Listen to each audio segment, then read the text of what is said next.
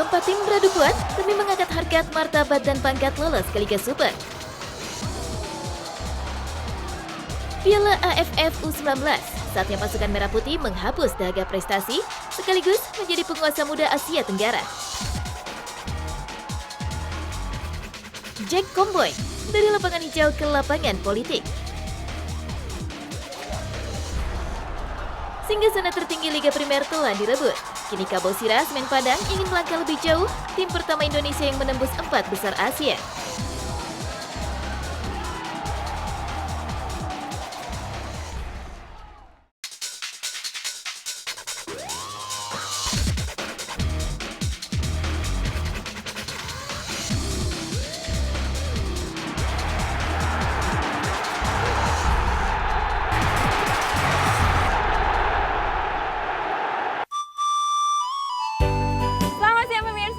Sama Hilian Hidranto di Galeri Sepak Bola Indonesia. Dan Yani masih di Papua, lebih tepatnya lagi di Jayapura.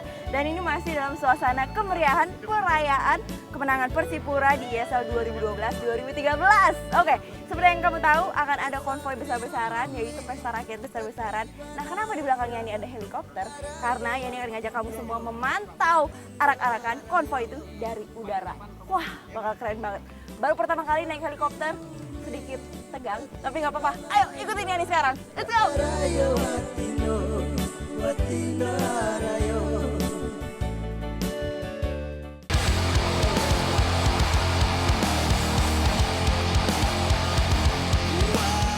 Empat tim, Persebaya, Persikabo, Persik, dan Perseru berebut 3 jatah otomatis ke Liga Super 2013-2014. Mediumnya 4 besar divisi utama. Stadion Manahan Solo dipilih sebagai arena netral. Sabtu 8 September, Persebaya kontra Persikabo memulai perjuangan di pertandingan pertama. Puluhan ribu bonek hadir. Vitamin yang membuat anak asuh Tony Hu tampil heroik tersaji nyata di lapangan. Meski laga berjalan seimbang, Persebaya menang mental. Menit 21 melalui tendangan bebas Sorjan Lopicic, Bajul Hijau unggul 1-0. 45 menit Persebaya amankan kemenangan. Babak kedua Persebaya tampil semakin percaya diri. Hasilnya 3 gol tercipta. Dari kolaborasi Paul Boumsong dan Lopicic menit ke-54. 3 menit sesudahnya Boumsong yang mencetak gol. Dan semakin nyaman oleh gol keempat, hasil sepakan penalti Boumsong. Persikabo cetak 1 gol melalui tendangan penalti Alejandro Tobar di ujung pertandingan. 4-1 untuk Persebaya, kemenangan yang hantar mereka ke Liga Super musim nanti. Dari tribun, bonek tak henti bernyanyi rayakan kesuksesan ini.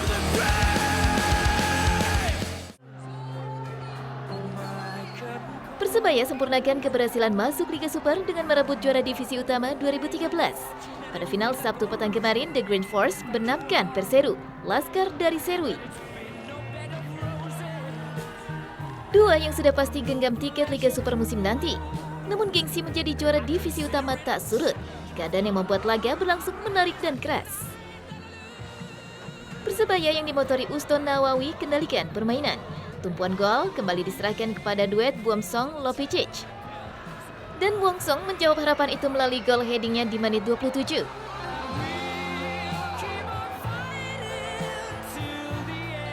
Perseru mencoba imbangi. Ada peluang dari Yakson Ahmad dan Abdi Gusti Jeffrey. Namun skor 1-0 bertanding babak pertama usai. Di 45 menit kedua, Boumsong kembali tebar teror dengan aksi-aksinya. Sementara Perseru mencoba intip peluang melalui serangan balik. Menit 56 via tendangan pojok, Boumsong kembali cabik jala teguh Amiruddin. 15.000 bonek yang hadir di Stadion Manahan bersorak kegirangan. Sebab skor 2-0 bertanding wasit menyudahi pertandingan. Dan Persebaya, klub dengan nama dan sejarah besar, dengan fanatisme supporternya kembali ke level elit setelah lama menghilang. Dan dengan tambahan status juara divisi utama 2013. Selamat untuk Persebaya dan seluruh warga kota pahlawan.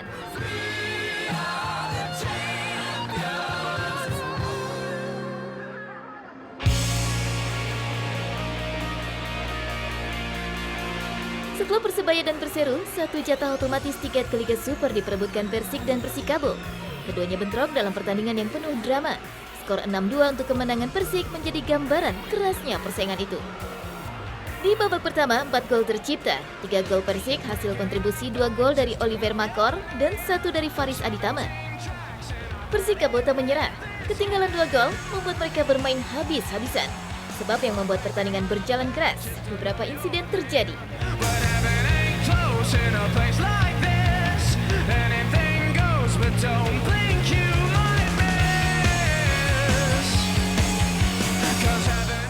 Namun gol ketiga Makor menit 67 seperti menamatkan perlawanan Aliudin dan rekan.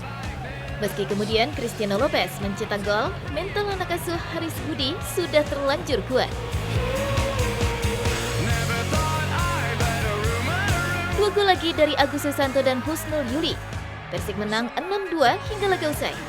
Kemenangan yang kembali hantar mereka berlaga di Liga Super musim 2013-2014. Sementara peluang Persikabo untuk mentas di Liga Super belum sepenuhnya pupus. Partai playoff tanggal 22 September nanti kontra peringkat 15 Liga Super akan menjadi taruhan terakhir. Dari kami, selamat datang untuk Persebaya, Perseru, dan Persik di Liga Super Indonesia.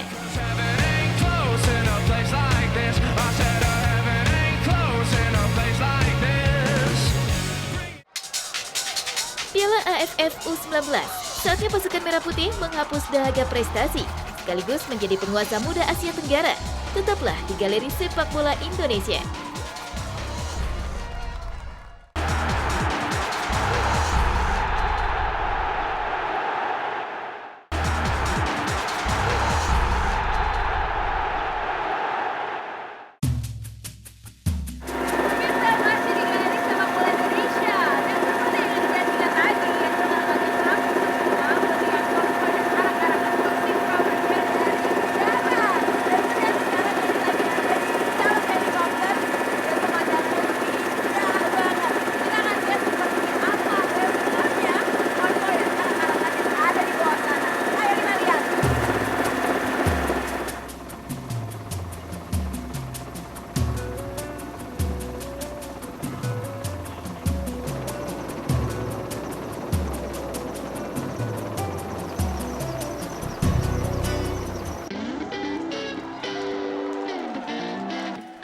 September kemarin, Piala AFF Cup usia 19 resmi bergulir.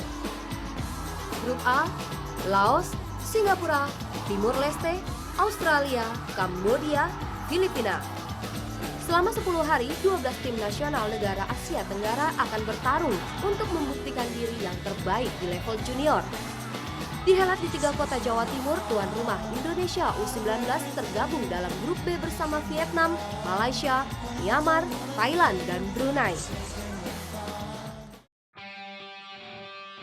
Selasa 10 September, Garuda Muda lakoni Liga Perdana kontra Brunei. Puluhan ribu supporter Merah Putih hadir di Gelora Delta Sidoarjo. Anak asuh Indra Safri tampil dominan dari awal laga. Penuh percaya diri, Dimas Evan dan rekan bombardir pertahanan negeri Sultan Bolkiah ini. Sampai akhirnya gemuruh pecah di Gelora Delta menyambut gol pertama yang lahir dari kaki Lamudin menit 12.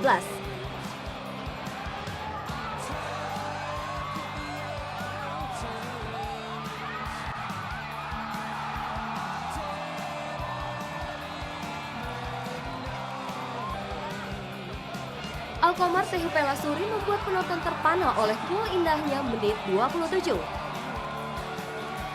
Indonesia unggul 2-0.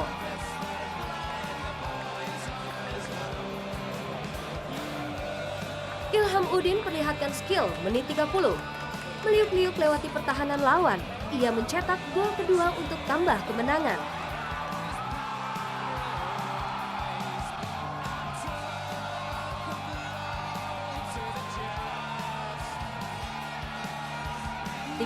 Untuk Merah Putih tutup babak pertama. Tak juga puas, di babak kedua Garuda Muda tambah 2 gol lagi. Saudaran Dimas Evan diselesaikan dengan sempurna oleh Mukhlis Hadi. Dan pesta gol ditutup Mukhlis 3 menit sebelum laga usai. Indonesia 5, Brunei 0.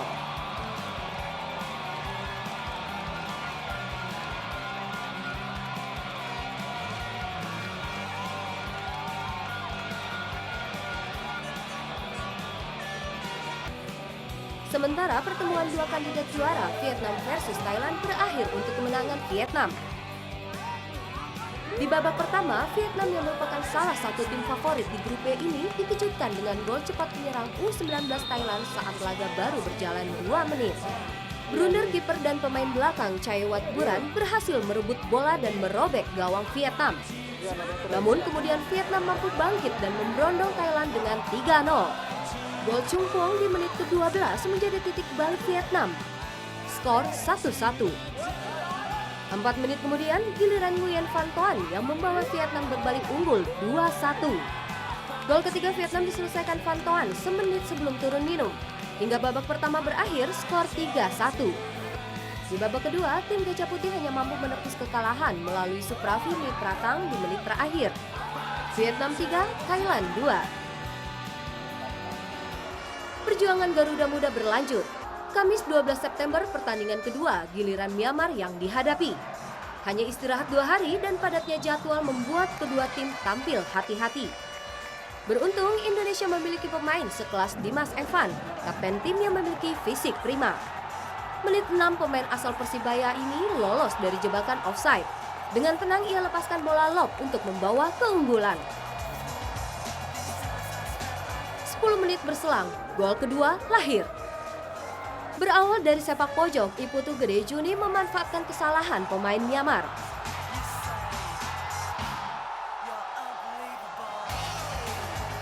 Unggul 2-0 membuat pemain mulai nyaman dan kemudian tersentak oleh gol balasan Myanmar di menit akhir babak pertama.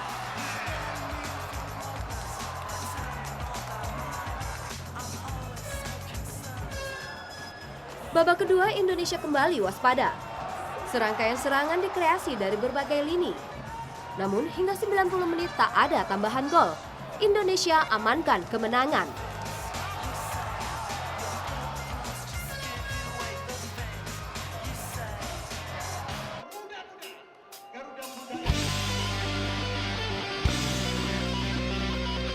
Sabtu petang kemarin, Grup B AFF Cup U19 pertemukan dua kandidat juara, Indonesia kontra Vietnam.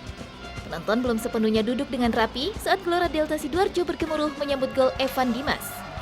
Detik 46, sepakan keras kapten Garuda Muda ini membawa Indonesia unggul cepat.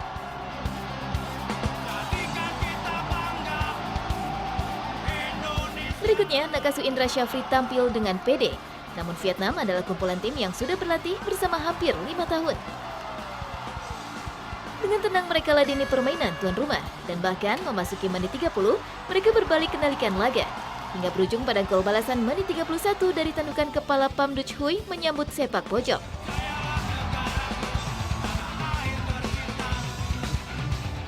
Kepanikan melanda Garuda Muda. Meski Raffi Murdianto cemerlang di bawah mistar, gol kedua Vietnam lahir juga selang 4 menit sesudahnya. Lemahnya lini belakang dihukum Nguyen Van Tiong. 45 menit Indonesia tertinggal 1-2. Masuknya dua pemain depan memberi isyarat untuk menyerang total di babak kedua. Bertubi-tubi gawang Vietnam dibom hingga perpanjangan waktu. Namun Vietnam sukses meredam. Kemenangan 2-1 mereka amankan hingga peluit panjang berbunyi. Hasil yang membawa mereka untuk sementara pimpin klasemen Grup B.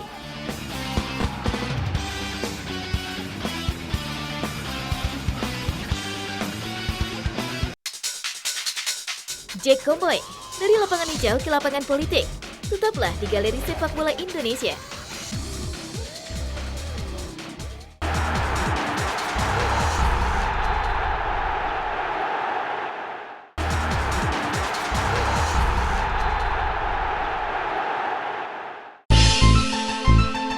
Oke pemirsa, masih tentang kemeriahan perayaan kemenangan Persipura. Dan ini dia konvoy dan juga arak-arakannya yang berhasil naik ke trotoarnya bersama para pemain Persipura.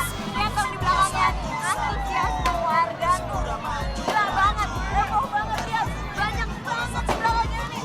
Dan benar-benar semua memang merayakan. Ada petasan, ada stage yang nyanyi-nyanyi. Pokoknya semua rakyat di sini memang ingin merayakan bersama-sama momen spesial ini. Lihat lagi ke belakang, ayo. Kacau balau, tak percuma nama mereka di Common Black. Dari fisik taktik tersusun secara perfect.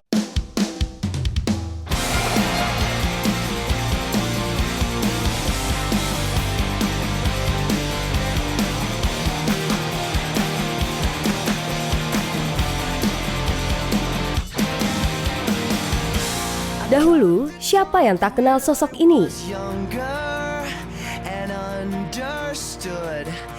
Terlebih penggemar sepak bola Indonesia di era 90-an. Kamasan Jacob Komboy yang akrab disapa Jack Komboy. Ketika itu, Jack terbilang salah satu bek tangguh di negeri ini saat membela tim asal Papua berjuluk Mutiara Hitam Persipura Jayapura. Tahun 1998 hingga 2003, ia menjadi skuad Persipura dan kemudian hijrah ke PSM Makassar. Hanya satu musim dan tahun 2004 ia kembali ke tanah kelahiran. Lanjutkan karir sepak bolanya bersama Mutiara Hitam hingga ikut mengantar tim kebanggaan masyarakat Papua tersebut meraih 2 bintang musim 2008-2009. Setelah itu, aksi tanpa kompromi pria kelahiran Jayapura 18 April 1978 ini saat menjaga pertahanan Persipura tak lagi bisa disaksikan pada kancah persepakbolaan nasional. Pria berpostur kekar ini memutuskan untuk pensiun dan aktif sebagai legislator di Dewan Perwakilan Rakyat Provinsi Papua. Hingga kini ia masih duduk di kursi terhormat tersebut. Berkesempatan menginjakan kaki di kota Jayapura pekan lalu, tim Galeri Sepak Bola Indonesia bertemu langsung dengannya. Berikut petikan wawancara kami.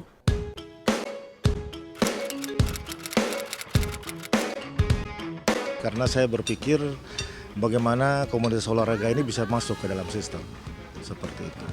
Dan memang selama ini kami sedang upayakan, sedang berusaha untuk bagaimana atlet-atlet muda yang mempunyai prestasi itu bagaimana bisa dibina, dan kurang lebih ada perhatian khusus dari pemerintah daerah. Saya sudah melewati itu semua, artinya bahwa aset-aset olahraga di Papua itu sangat banyak. Cuma memang saya melihat bahwa masih kurangnya perhatian pemerintah. Sebenarnya ini kalau ditata atau dikelola dengan baik, saya kira akan menghasilkan banyak atlet-atlet yang mungkin bisa ada di level nasional bahkan sampai ke level internasional. Seperti itu. Dan ini yang belum menjadi perhatian khusus seperti itu.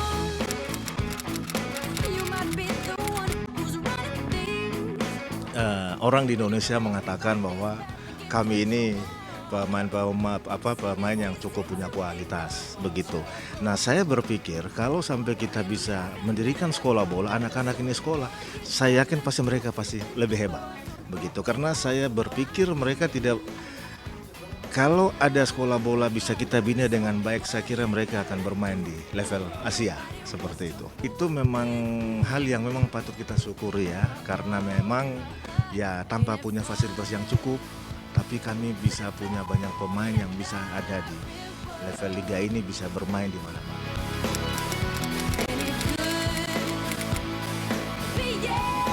Yang jelas saya sangat bangga sekali ya, karena di era saya dan ya sedikit di atas saya, senior saya mungkin tidak begitu banyak yang berlaga di bisa bermain di klub-klub yang ada di level ISL, begitu. Saya mengharapkan memang ke depan bahwa sepantasnya atau seharusnya kami yang berasal dari Papua ini, anak-anak yang lahir dan besar di Papua ini bisa menguasai sebagian atau semua tim-tim besar yang ada di ISL.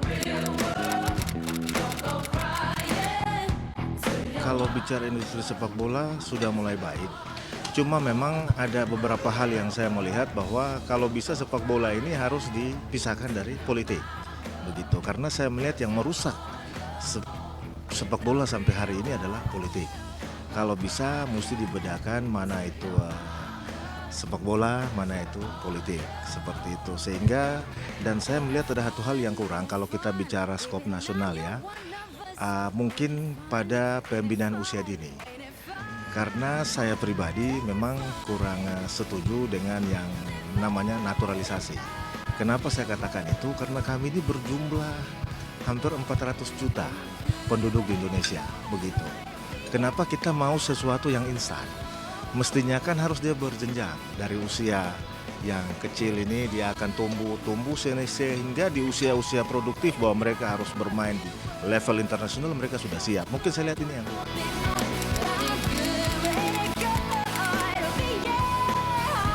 dulu Persipura sudah pernah berprestasi, tapi kan sempat turun dan sekarang kami melihat pelan-pelan, bukan pelan-pelan tapi sekarang Persipura sudah meraih bintang 4. Dan memang itu memacu motivasi khususnya untuk dunia sepak bola bahwa sebenarnya yang lain juga bisa seperti itu. Artinya saya mau mengatakan kepada yang muda-muda bahwa kalian melihat bahwa pemain Persipura yang sekarang bahwa Anda juga bisa ada di situ.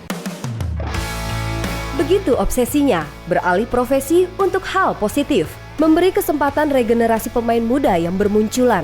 Meski ketika itu cukup berat meninggalkan dunia bola yang membesarkan dan mempopulerkan namanya.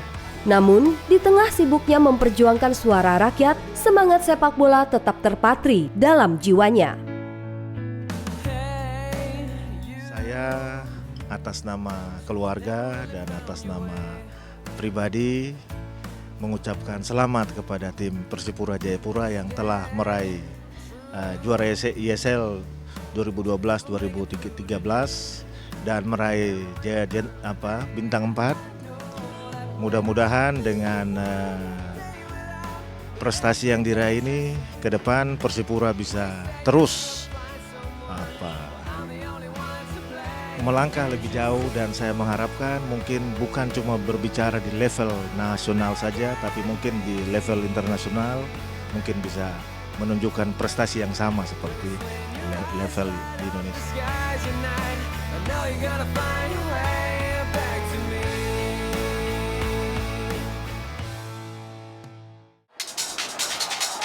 Singgasana tertinggi Liga Primer telah direbut. Kini Kabau Sirah Semen Padang ingin melangkah lebih jauh. Tim pertama Indonesia yang menembus 4 besar Asia sesaat lagi.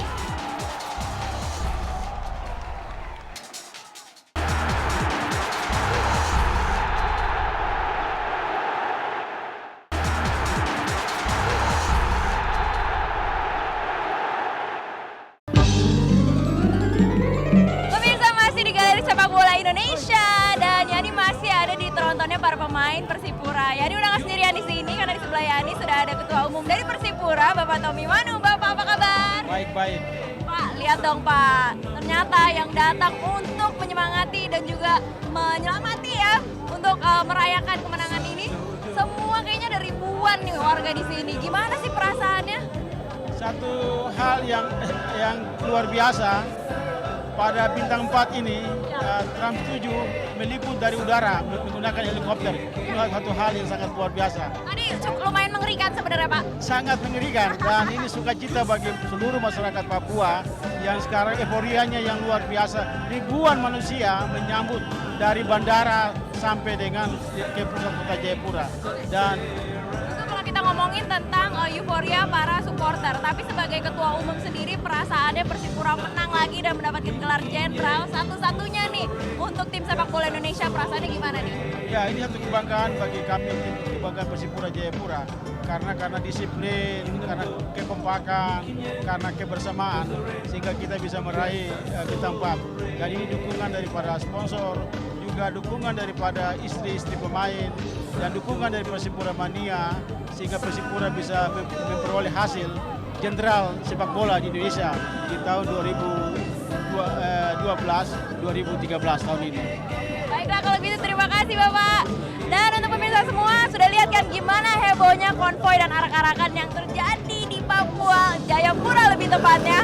Menarik sekali, luar biasa. Kalau begitu saya Hiliani Hidranto harus pamit undur diri, tapi sebelumnya saya dan seluruh keluarga besar Galeri Sepak Bola Indonesia mengucapkan selamat untuk Persipura atas gelar 4 bintang alias jenderal satu-satunya tim sepak bola di Indonesia yang mendapatkan gelar tersebut. Selamat! Kita ketemu lagi di Galeri Sepak Bola Indonesia setiap Sabtu dan Minggu jam 12.45 hanya di Trans 7.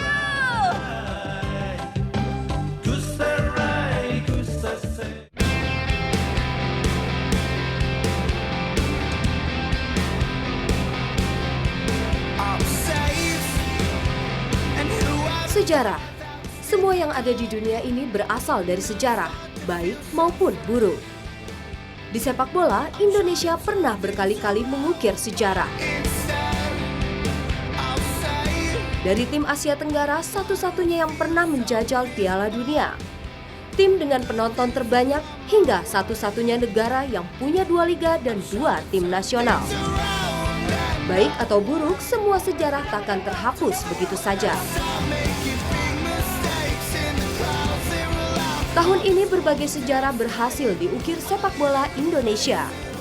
Mendatangkan 3 klub besar Inggris sekaligus adalah sejarah besar, walau kekalahan telak memalukan bersarang di gawang milik kandang sendiri.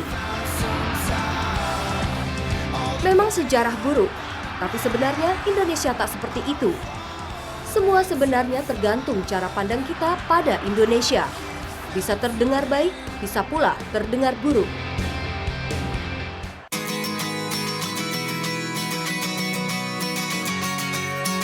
Di sebelah barat Pulau Sumatera sebenarnya ada satu klub yang siap mencipta sejarah bagi Indonesia. Adalah klub kebanggaan Ranah Minang, tim Semen Padang FC.